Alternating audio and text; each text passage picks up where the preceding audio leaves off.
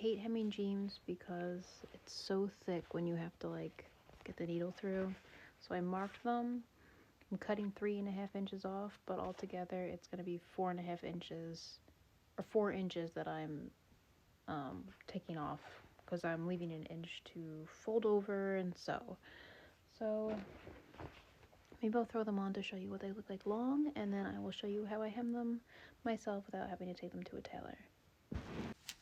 Okay, so I did make a video about these. These are the Aritzia Rowan. I did end up keeping the smaller size, the 26, but now I am hemming them, so I want to show you. This is me on my tippy toes in them. And I like them to hit like right above the ball of my ankle when I'm wearing shoes. So I marked them to about this length, and I'll throw on some penny loafers.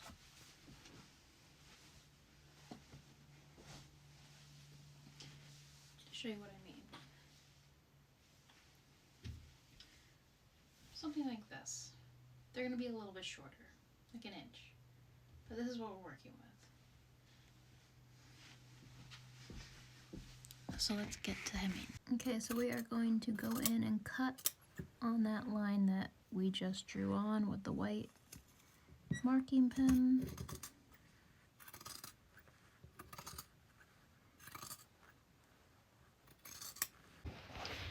Now this is just me, but I like to put a little fray check on the old threads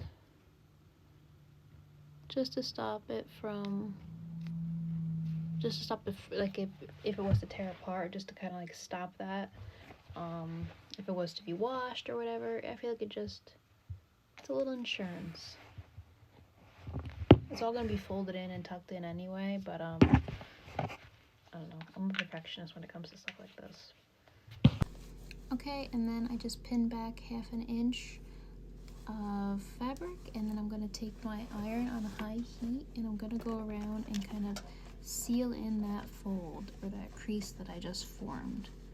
This is kind of like the first fold, and you really want to concentrate the iron where the fabric's going to be thicker, where it bunches up on either seam, on the inner leg and the outer leg, because it's very hard to get the at least in my experience, it's hard to get the sewing machine over those areas. Those are the trickiest areas, and I like to go real slow over those areas so I can get them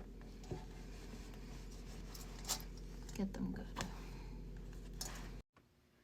Okay, now we're just gonna pop out all these pins and the fold should stay in place. I'm just gonna go around the whole pant leg and do that. And as you can see, it is holding that fold that we just ironed down in place. And now the final fold is basically, you're just going to use that as a guideline. This is going to be the bottom. You're going to fold nice and tight right up to where you did that fold. So you're going to get a nice clean line, as opposed to this. If I was to sew this, it would be that raw hem. But if I fold it up, once I sew that, that'll be nice and clean. So I'm going to go around and pin that. Okay, and now I'm going to go around and just press that after I pinned it. Again, same concept, focusing on those really thick seams and just maintaining that crease, that fold, so it'll be easy to get the iron around. So it'll be easy to get the sewing machine around once we sew it in place. Okay, and I thread my machine with some of that like orangey golden thread that you often see on jeans. Kind of see it here. And we're just gonna get to sewing it all the way around. I only have 7% battery left, so hopefully I can get through this video.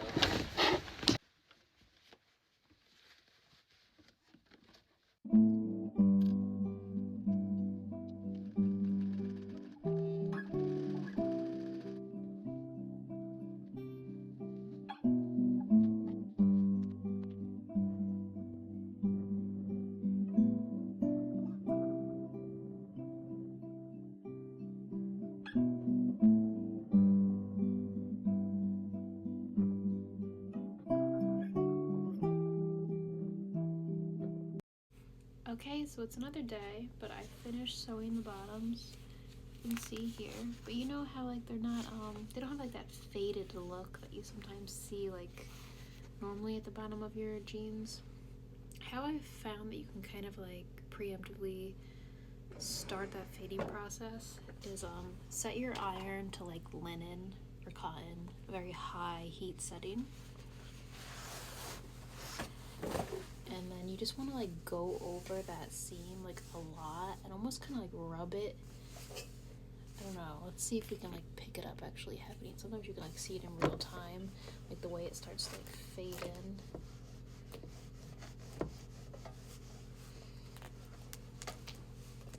in. And also when you wash it and then you do it again after you wash it, kind of like start to see that faded line. I don't know how to explain it. You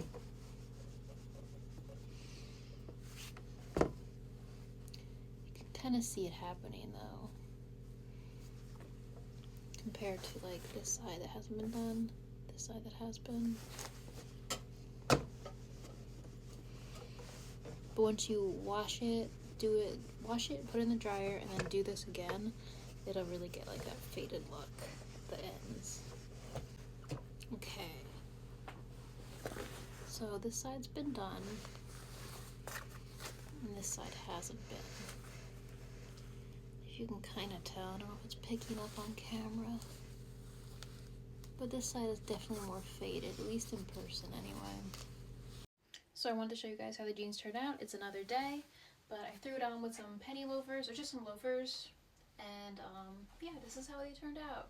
Just skimming the tops of my feet, that's how I like them. I pretty much always wear a low heel or a low flat loafer or what have you, so I'm really happy with the way these turned out. And you don't always need to take your jeans to a tailor. It's actually pretty simple to do it yourself, so just thought I'd share.